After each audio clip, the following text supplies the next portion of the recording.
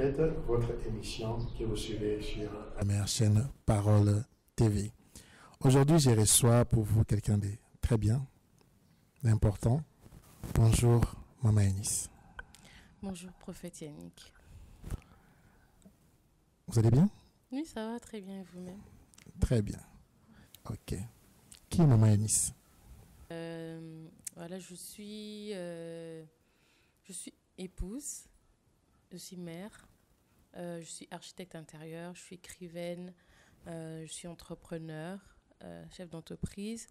Je suis beaucoup de choses. Donc, pour résumer cela, je dirais que je suis Eunice, Dalo, Lombo, Ara, pluriel. Pluriel. Mm. Pourquoi pluriel? Parce que j'ai beaucoup de casquettes et je n'ai pas encore fini de les découvrir.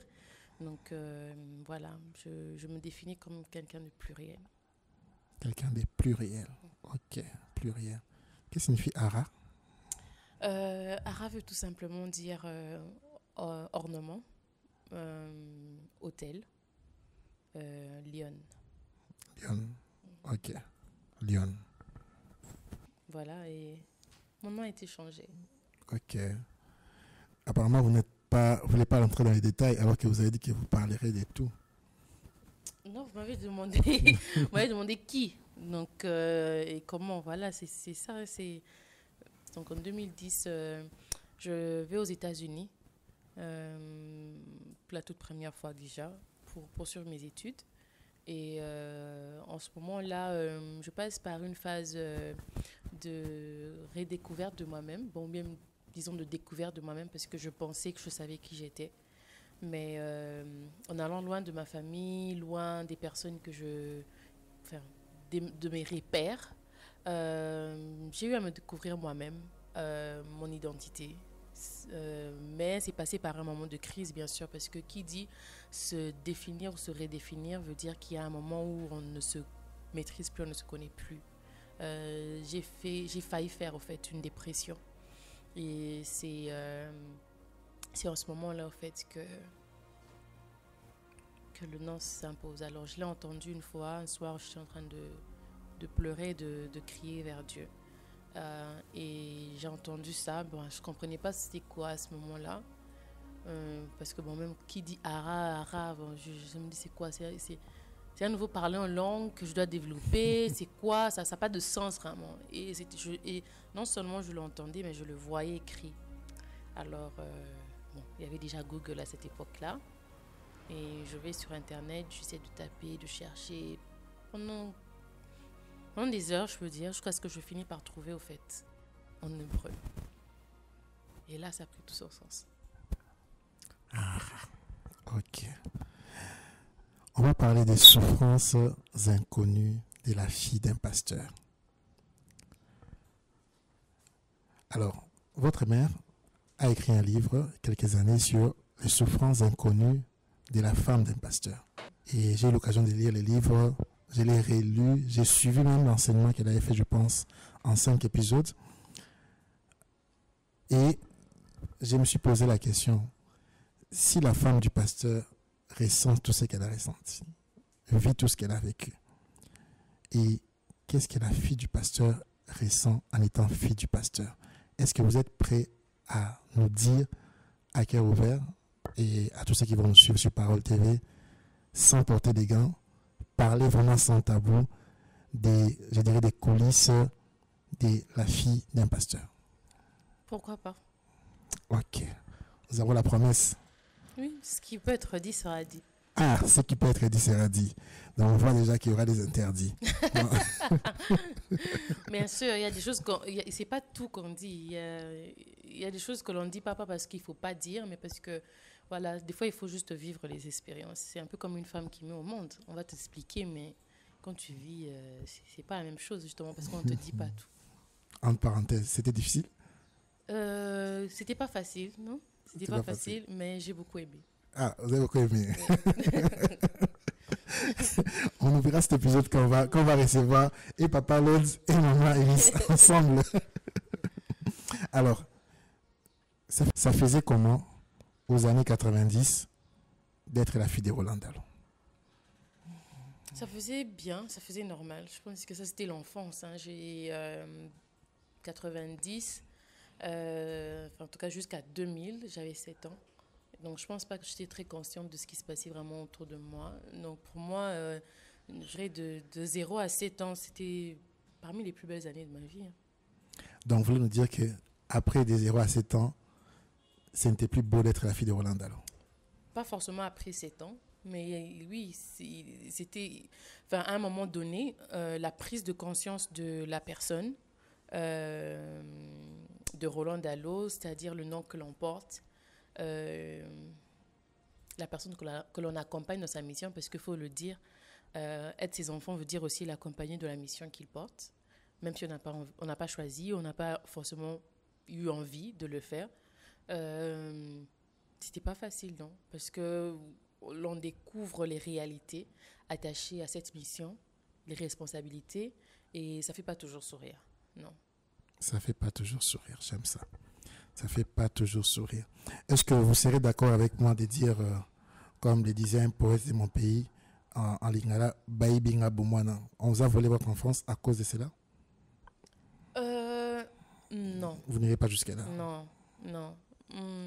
Enfin, je sais pas si c'est quelque chose à développer après ou déjà quelque chose qui peut être dit maintenant, mais moi, on m'a pas volé mon enfance. Moi, j'ai vécu mon enfance. J'ai vraiment vécu mon enfance, du moins du point de vue du cercle familial, c'est-à-dire vis-à-vis des parents, vis-à-vis des frères et sœurs. Oui, j'ai vécu mon enfance. L'extérieur, peut-être, a voulu bloquer cela, mais mes parents ne m'ont jamais empêché de vivre. Je dis, on rigole souvent avec mes sœurs, même en disant que nous, en tout cas, on a beaucoup joué hein, dans notre enfance, vraiment. Et c'est pourquoi je dis justement que c'est une phase, une époque de ma vie que j'aime beaucoup. Si j'avais l'opportunité de rentrer, je rentrerais encore, juste pour vraiment, j'ai été un enfant et j'aime ça. Ok, vous avez été un enfant et vous aimez ça. Vous êtes né dans la famille d'un pasteur, votre père est pasteur, et il fait partie d'une communauté où la rigueur sur l'homme de Dieu, sur sa réputation, elle est vraiment, je dirais, une rigueur arrogante jusqu'à présent. La communauté l'aborde et les assemblées de Dieu en général. Alors, est-ce que vous vous sentez, en étant adolescent maintenant, que vous deviez aussi suivre les règles lui imposées par la communauté? Est-ce que vous avez senti cela? Bien sûr, un peu comme je le disais au début, sa mission est attachée une responsabilité personnelle à lui, mais aussi à toutes les personnes qui l'accompagnent dans cette mission-là. Premièrement, sa femme, qui est directement touchée parce que dès qu'elle accepte de devenir épouse d'eux, c'est-à-dire que tout ce qui est rattaché à elle est rattaché à lui plutôt, est rattaché à elle aussi. Et indirectement, les enfants qui produisent cette union subissent aussi les retombées de cette responsabilité, de cette mission-là. Donc oui, la rigueur de la communauté s'impose aux enfants parce que s'il doit être exemplaire, il n'est pas qu'exemplaire dans sa mission, il est exemplaire aussi dans sa vie de couple, il est exemplaire aussi dans sa vie de famille. Qui dit vie de famille dit enfant. C'est-à-dire qu'il n'y a pas que lui qui doit faire les choses pour qu'il soit exemplaire. C'est-à-dire que nous aussi, on doit se comporter et faire les choses d'une certaine manière pour que lui soit considéré comme exemplaire. On va parler un peu de votre adolescence. On va revenir en arrière. Nous avons 4 épisodes, donc du coup, ceux qui nous suivent, soyez patients, soyez vraiment patients. Quels sont les défis que vous avez rencontrés dans votre adolescence par rapport à ce que représentait votre père et la vie des familles, comme vous avez dit, doit être exemplaire, vous imposer? Qu'est-ce que vous avez rencontré comme défi par rapport à ce que vous avez? Je pense qu'à l'adolescence, vous avez aussi déjà une conscience. Il y a des choses que vous voulez faire. Qu'est-ce qui était difficile vraiment pour vous?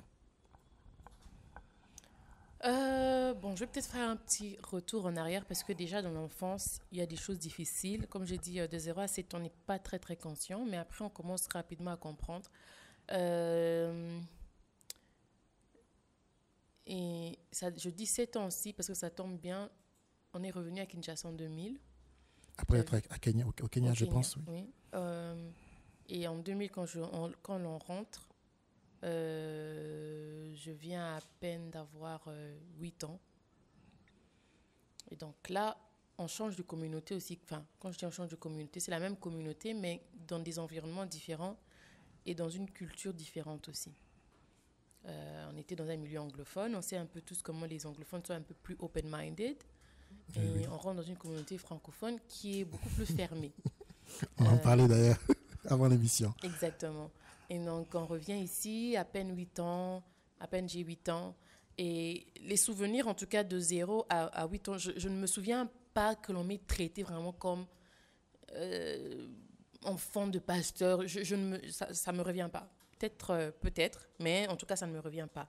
Les souvenirs clairs commencent à se dessiner retour à Kinshasa. Peut-être parce que c'est un changement d'environnement et que la rigueur est différente. Déjà, les coudimes, on le répète tout le temps. L'enfant de pasteur ne fait pas ceci. L'enfant de pasteur ne fait pas cela. L'enfant de pasteur parle.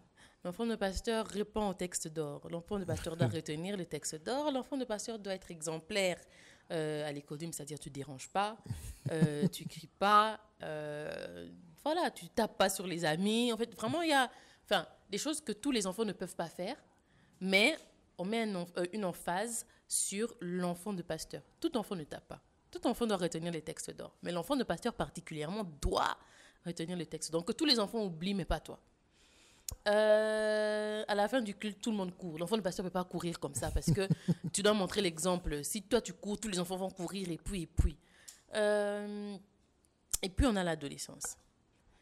Bon, déjà, l'adolescence est une phase déjà chez tout enfant. C'est difficile. Pourquoi? Parce qu'il y a les hormones, on commence à avoir une prise de la conscience de soi, son identité, on veut s'affirmer un peu.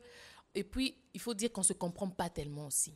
On ressent beaucoup d'émotions, beaucoup de choses qu'on ne sait pas expliquer. Pour tout enfant, c'est une phase difficile. Pour un enfant de pasteur, ou je dirais même pour un enfant de personnage public, c'est encore plus difficile. Parce que les explosions d'hormones et les explosions des émotions, on ne sait pas les vivre comme tout le monde parce que déjà, il faut représenter l'emblème que l'on porte. Et il faut aussi représenter la personnalité publique qu'est nos parents. De l'adolescence, on se découvre. C'est-à-dire que moi, déjà, en tant que jeune fille, il y a des sentiments qui se créent. Ton corps change. Tu peux plus t'habiller d'une certaine manière parce que, voilà, ton corps change. Mais là, en tant qu'enfant de pasteur, maintenant, on te regarde différemment. On attend de voir, au fait, si dans ce changement-là, tu vas dérailler ou pas. Que ce soit dans l'accoutrement, que ce soit dans les émotions, parce que qui dit émotion veut dire qu'il y a une attraction pour le sexe opposé qui naît à ce moment-là. Tu commences à entendre à gauche et à droite, il y a tel garçon qui aime telle fille, il y a tel garçon qui t'aime, mais le pasteur n'a pas le droit d'aimer. Le pasteur n'a pas le droit non seulement d'aimer, mais je pense même qu'au départ de ressentir en fait une certaine émotion. Et c'est là où commencent les problèmes en fait, parce que qui dit empêcher de ressentir une émotion, dire que tu te mens à toi-même. Mais ce qui est bien, c'est que, disons bien et mal, c'est qu'en même temps, mes parents me permettent de vivre mon adolescence pleinement, mais la communauté ou le milieu religieux te bloque. C'est-à-dire que dans les styles vestimentaires, moi je me rappelle celui même qui faisait les achats pour moi, c'était mon père. C'est mon père qui achetait des trucs, qui te disait « Ah non, voilà, je t'ai ramené ça. » Donc tous les robes sexy là qu'on voit dans l'adolescence, c'était lui qui achetait. Sexy, je sais pas. Mais en tout cas, moi c'est mon père qui nous habillait, quoi. Et c'était très tendance.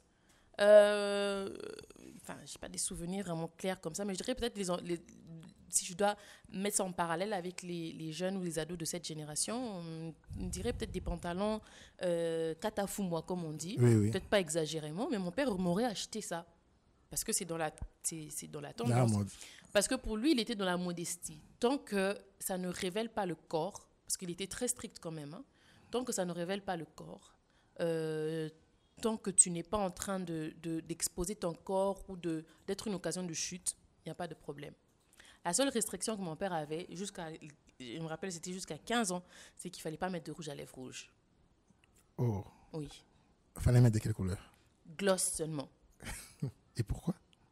Parce que, justement, dans la prise de conscience du corps et peut-être, voilà, que tu deviens femme, tu as envie de tester. Tu vois que les gens sont en train de tester. Les gens mettaient des crayons, ils dessinaient les lèvres avec les crayons et puis ils mettaient un rouge à lèvres, par exemple, où je me rappelle à l'époque aussi, c'était les crayons des yeux. Là, on dessinait vraiment en dessous des yeux, on coupait les cils, et enfin, on mettait les tire-cils et on coupait les sourcils.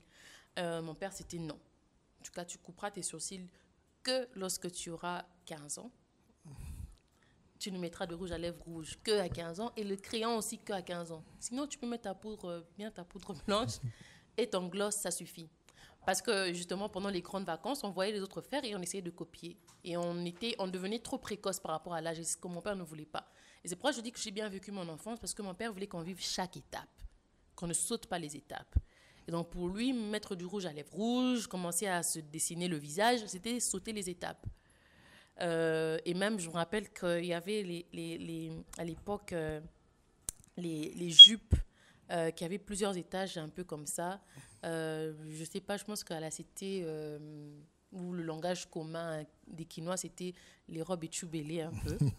Et voilà, les jupes étubélées. Et donc, les gens mettaient ça, mais mon père était très strict sur la longueur. Bien sûr, parce que déjà, en tant que parent, il y a une certaine modestie qu'il voulait que l'on ait, mais il voulait aussi nous enseigner, au fait, de s'habiller selon ce qui était en accord, au fait, avec la parole de Dieu.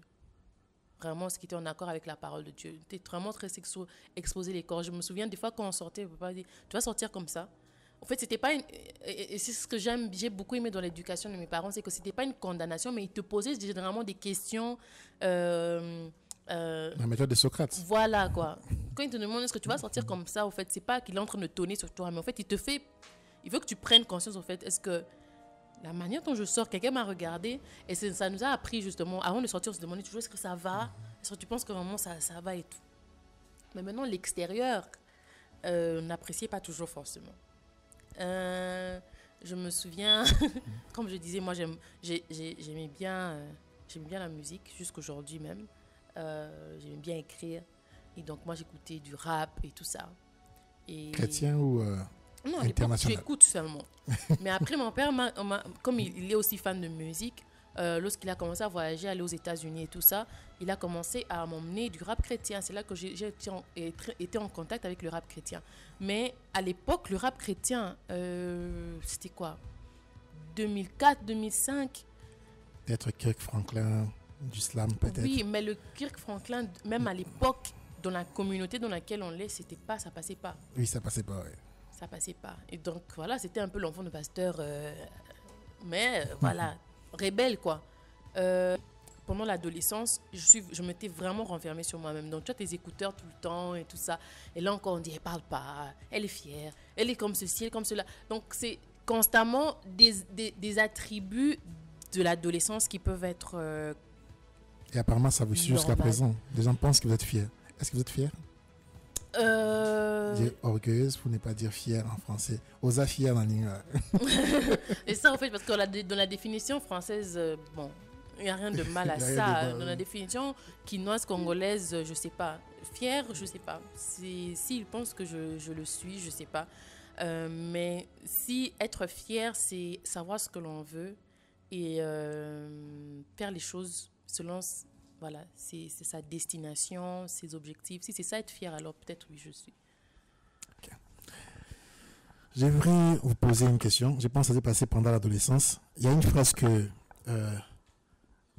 votre père, l'apôtre Roland Dallot, a déjà raconté, je pense, 2 ou 3 fois dans une de ses prédications. Une phrase que vous lui avez dit, et vous allez me dire comment ça s'est passé. C'est une question, en fait. Vous entrez dans la maison, en pleurant, vous ne les saluez pas. Il se pose la question, parce que souvent vous les saluez. Il pose la question à maman, qu'est-ce qui se passe? Maman lui dit, va parler à ton enfant.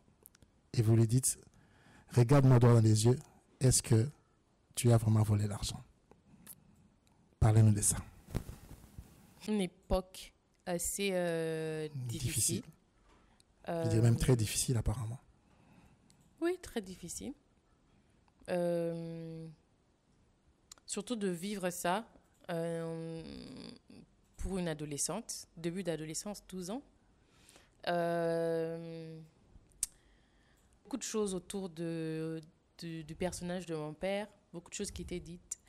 Et enfin, comme tout enfant, moi déjà je suis très curieuse. Hein. Et ce qui est vrai, c'est que j'ai toujours été très précoce dans ma manière de me développer en tant que personne, mais aussi, j'étais en avance de classe, hein, c'est-à-dire que j'ai toujours été 2 ans en avance dans mes classes. Donc, j'avais 12 ans, oui, mais j'étais déjà dans 2 classes supérieures. Donc, le comportement que j'avais, c'était pas celle d'une fille de 12 ans, c'était celle de mes 14 ans, 15 ans. De mes collègues de classe. Je me dis, pourquoi il me dit pas ça, au fait? Pourquoi? Qu'est-ce qui se passe? Parce que la personne que je connais, c'est pas ce qu'on me présente. C'est comme si vous avez Clark Kent et Superman. Voilà. Et donc, pour savoir, au lieu de passer par 4 chemins, qu'ils me disent. Et donc, je le confronte. Parce que j'étais fatiguée, justement, d'entendre des choses à gauche et à droite. Et surtout, en tant qu'aînée de famille aussi, on se pose des questions avec mes sœurs. On remarque aussi que non seulement les gens racontent des choses, mais le comportement vis-à-vis de nous change. Je vois que mon père ne reçoit plus à l'église. Je vois que mon père ne prêche plus. Je vois que mon père ne se met plus là où il se mettait à l'église. En fait, on vous a rien dit, au fait. Et c'était une manière pour moi, non seulement de connaître la vérité, mais de pousser, au fait, mon père à savoir on comprend ce qui se passe, quoi. Dis-nous. Les enfants. Voilà, dis-nous ce qui se passe. Et mon père, il a donné ses réponses. Il a dit que voilà, tout ce qu'on disait, c'était pas vrai. Mais vivre ça, surtout voir les personnes en qui vous avez vraiment confiance, des personnes avec qui vous rigolez, des personnes que vous considérez comme des mamans, des papas, des tontons, des tantines, des amis. Changer vis-à-vis de votre papa, votre maman, vis-à-vis de vous. Comme ça, du jour au lendemain, ça fait très mal. Et ça m'a pris du temps. Mais bon. Vous avez eu l'impression d'être rejeté dans la société à cette époque-là, à 12 ans? Bien sûr. Bien sûr, parce que justement, comme je dis, vous remarquez que le comportement des gens change. Il y a ceux qui vous parlent sans rien dire. C'est-à-dire que juste le comportement, les regards. D'autres vous regardent avec pitié, d'autres vous regardent avec mépris, d'autres regardent avec moquerie. Mais il y en a certains qui verbalisent au fait ça, qui vous le disent comme ça clairement. Et vous tapez quelqu'un à cette époque-là? Non, taper non. Je suis pas comme ça de nature. J'ai peut-être eu des arguments ou comme ça, des échanges avec des personnes. Échanges musclés sans pour autant venir au même. Non, sans venir au même. Peut-être des gens, les cousines qui te provoquent à un moment donné, tu leur fais comprendre que arrêtez de parler de mon papa comme ça et tout. Et puis des personnes avec qui tu vois carrément, on prend des distances, hein, malgré qu'on a 12 ans. Mais qu'est-ce que vous vous dites? Je sais que c'est un épisode que vous n'avez pas trop en parler, je vais vite passer, mais je veux juste avoir une réponse. Entrez vraiment dans la maison, dans votre maison, revenir à beaucoup d'années. C'est une histoire passée, mais qui fait toujours mal quand on parle de ça, parce que vous l'avez vécu. Moi, je ne l'ai pas vécu. Alors, qu'est-ce que vous vous dites quand on vous donne la réponse? Quelle est votre première réaction à l'intérieur de vous? Est-ce que vous y croyez directement ou bien les doutes subsistent? Et pourquoi vous avez pleuré? Non, j'y crois directement. J'y crois directement. Et là, en fait, le sentiment qui me vient, c'est qu'en fait, je dois le protéger. Mais en fait, je n'ai pas la force de le protéger. À 12 ans? Oui. C'est mon père. Hey. C'est mon ami. C'est votre ami. D'ailleurs, j'en parlais au bureau avec vous. Vous avez posté une photo, je pense que c'était sur Facebook, et vous avez dit, je pense, je paraphrase, mon pote. Est-ce que, déjà à l'adolescence, vous disiez tout à votre père? Tout. Tout sauf rien? Tout. Est-ce qu'il vous disait tout? Lui? Oui. Je sais pas. Ça, c'est à lui qu'on doit poser la question. Selon moi, tout, je pense qu'en tant que parent, peut-être pas. parce que voilà, on protège ses enfants. Mais il nous disait en tout cas ce qu'on devrait savoir. Après cet épisode, ou pendant cet épisode, on va rester pendant cet épisode-là. Quelle était la chose la plus difficile à faire? Est-ce convaincre l'environnement qu'il était innocent, ou soit convaincre la famille? Bizarrement, rien de tout ça n'était plus difficile. Parce que, en tout cas, je pense que même dans la réponse, parce qu'il nous a, après mon échange avec lui, il nous a fait asseoir avec toutes mes sœurs, parce que voilà, il fallait maintenant nous dire, parce que moi je Réunion de famille. il faut dire à tout le monde. Vous avez provoqué une réunion de famille. Il faut expliquer, parce qu'en fait on comprend. Et donc il nous a expliqué ce qui se passait, et il nous a clairement dit, voilà, j'aimerais que ça se passe comme ça, j'aimerais pas que vous réagissiez, j'aimerais pas. Donc on n'était même pas dans l'optique de le défendre, ou voilà, on n'était pas dans ça. Vous avez choisi de garder silence. Oui, c'était le mot d'ordre qui s'était donné à lui-même et le mot d'ordre qu'il nous avait donné aussi.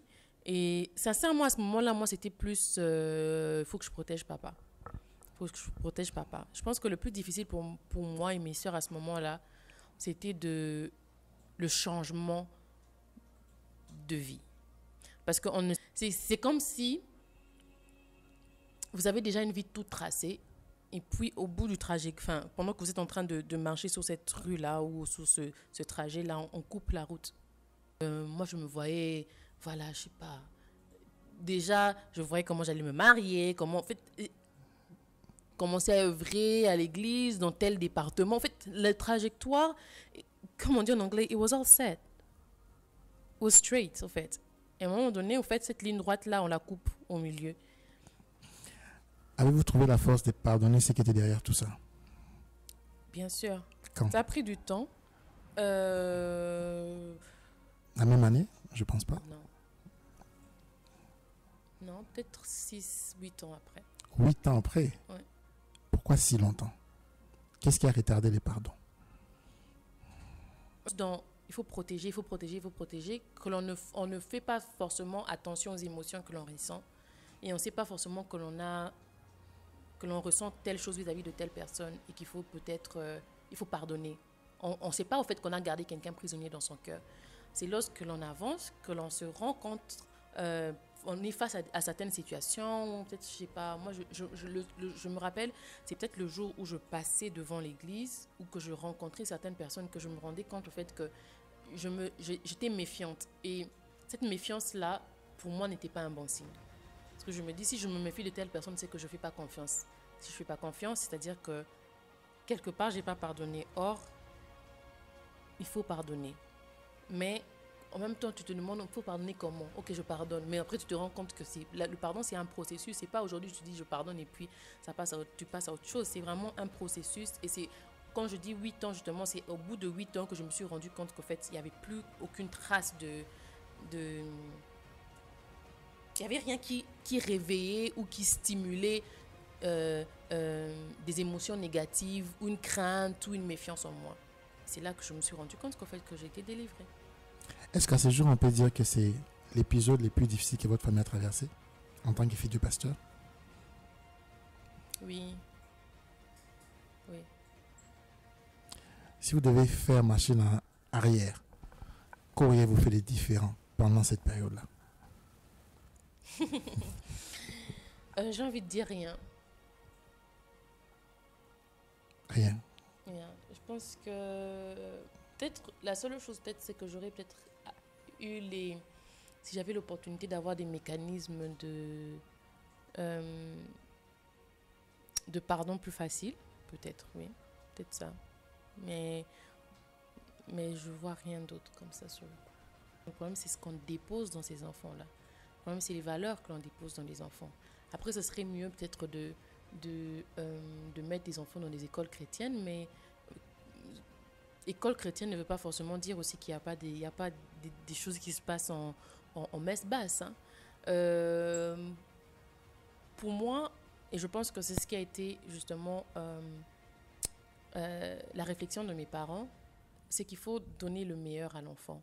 Si le meilleur passe par une école chrétienne, justement, qui sait relever le niveau et avoir des ouvertures qu'il faut, pourquoi pas. Mais si ce meilleur-là se trouve ailleurs, on ne va pas non plus mettre nos enfants dans une école où il y a des dépravations de mœurs totales. Mais les écoles où j'ai étudié sont des écoles qui sont dans le respect des normes. C'est-à-dire que s'il y a déraillement, c'est peut-être dans les enfants, ou voilà, parce qu'on ne contrôle pas non plus les maisons d'où viennent ces enfants, quelles sont l'éducation qu'ils reçoivent là-bas.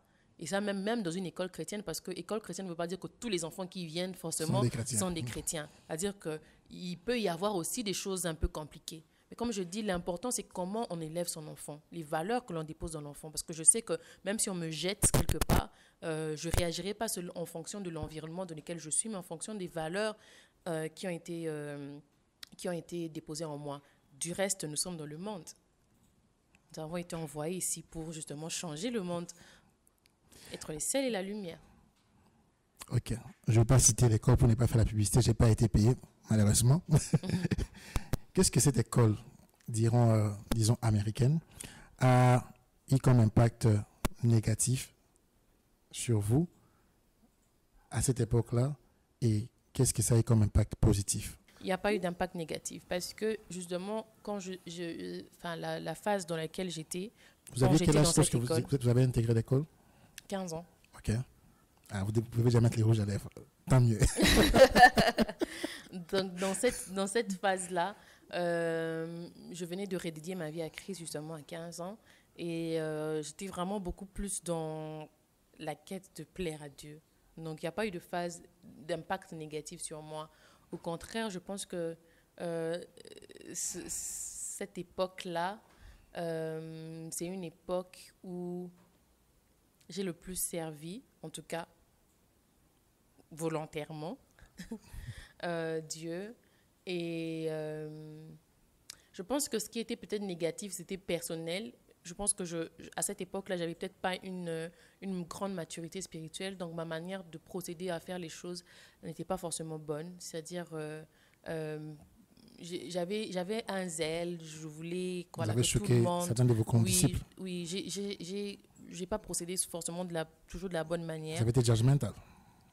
Not forcibly judgmental. Pour moi, je l'étais pas, mais quand je vois en fait la manière dont certaines personnes ont reçu cela,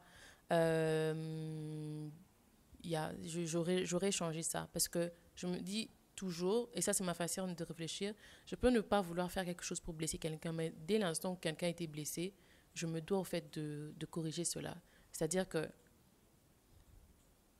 mes paroles ou mes actions ont eu un effet négatif, il faut que je corrige. Donc même si ce n'était pas l'objectif avec lequel je voulais faire les choses, mais vu que cet objectif ou la façon de faire a causé cela, il y a moyen de se recadrer ou de se corriger. Donc pour moi, c'est ça. Parce que plus tard, en parlant avec certaines personnes, justement, ils disent « mais c'était vraiment quand même à cette époque-là et tout ». Et 2-3 personnes, hein, particulièrement, pas plus de 3. Mais il s'est fait justement que plus tard dans ma vie, j'ai dû, peut-être disons la croissance spirituelle, à faire ce que je rentre vers ces personnes-là et que je demande pardon. Vous avez facile à demander pardon? Facile à demander pardon. Je pense que tout être humain, il y a un peu... mais en tout cas, je demande pardon. Oui. Okay. Avant qu'on passe dans notre rubrique de la fin, on va chuter. J'aimerais toujours rester dans l'adolescence parce que c'est les premiers épisodes. Dans votre adolescence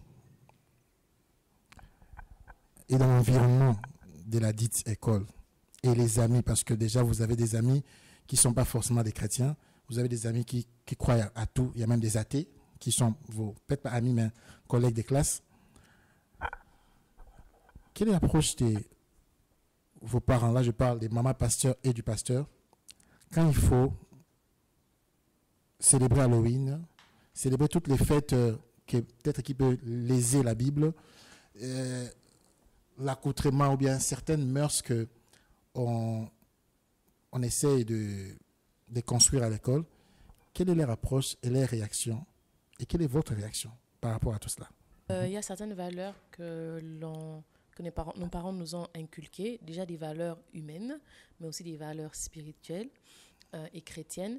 Et donc, ce qui faisait, c'est que nous-mêmes, déjà, lorsqu'on allait à l'école, on se rendait compte, on savait que c'est nous qui rangeons, qui disaient à papa, non, oui, il y a ça, on n'est pas d'accord avec. On dit, ok, parce que mon père et ma mère, c'est une question que j'ai entendue toute ma vie. Vous en pensez quoi? En fait, c'est comme si c'est nous qui devions décider, voilà. Mais comme je dis, ce sont des questions rhétoriques, au fait, parce qu'au fait, on te pose une question. C'est une démocratie de façade. Oui, pas de façade forcément, mais c'est une question pour te faire prendre conscience, au fait. Il veut que la réponse vienne de toi. Il n'aimerait pas être celui qui te dit « ne fais pas ». Il aimerait que toi-même, tu prennes conscience. Moi, mon père me déposait dans des fêtes. Il ne m'interdisait pas. « Papa, il y a telle fête, il y a telle... » Ok, vas-y. C'est quelle heure? Ok, on va. Mais à un moment donné, moi, je me suis juste rendu compte que... Il va quand même vous déposer. Il va te déposer, il vient te prendre. Ah bon? Oui. À cœur ouvert. On va vous demander de commencer par des photos et puis par des noms qu'on peut vous citer. Je sais que vous n'avez pas trop les noms, mais on va quand même les citer. Et vous allez nous parler à cœur ouvert de tout cela. Ok. Blaise Akila. Paix à son âme. Oui. C'est quelqu'un que j'ai beaucoup aimé. En tant qu'artiste, aussi en tant que... Bon, moi, je l'appelais Tonton Blaise. Ouais, je me suis renseigné. Hein. Je l'ai côtoyé dans mon enfance pendant une période. Et voilà, c'était l'ami de mes parents. Ami de vos parents. Ok. Qui vous rappelle cette photo? Et c'était dans quelles circonstances? Dites-nous plus.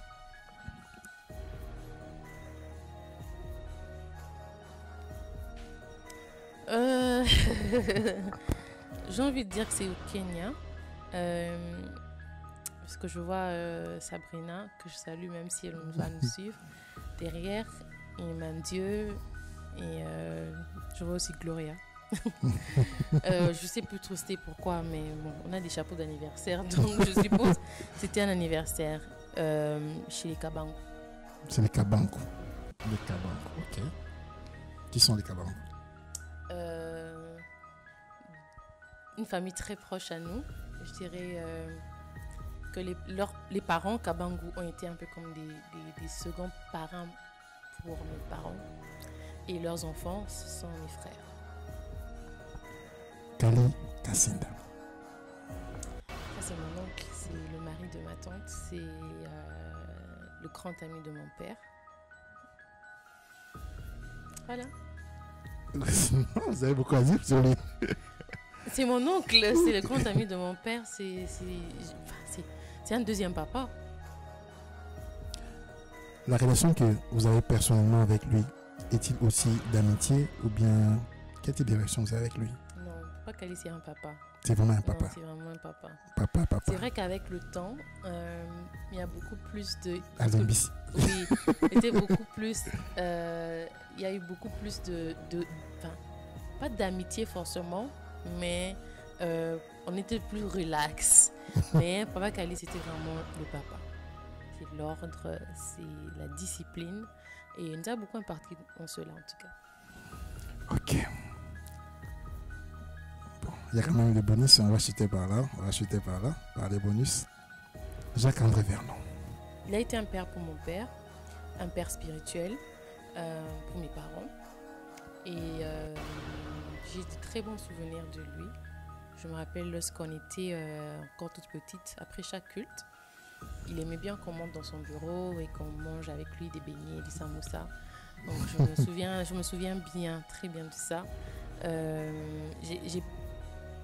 En tout cas, les plus d'interactions que j'ai eues avec lui, c'était vraiment dans son bureau, justement les dimanches, entre le premier et le deuxième culte.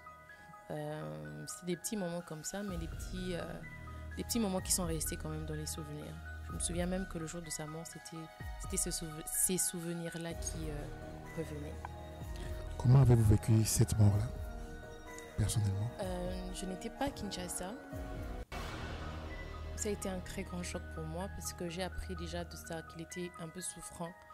Mais je ne pensais pas que ça pouvait conduire à la mort. Donc en découvrant sa mort, j'ai beaucoup pleuré. parce que c'était tout un symbole de mon enfance, en fait, qui s'en allait avec. Maman Eunice, merci pour le premier épisode. Merci. Alors, comment ça a été? Très bien. Très bien. Ouais. On n'a pas choqué, hein? On n'a pas dérangé? Enfin, j'espère pas. Je sais pas, peut-être si le public sera choqué, mais vraiment, non. C'était une belle émission. D'accord, merci. On se retrouve dans notre deuxième épisode. Restez scotchés. Si on vous a choqué, c'est juste dans les Seigneurs pour vous édifier. Donc, ne prenez pas ça au premier degré, second degré. Au revoir.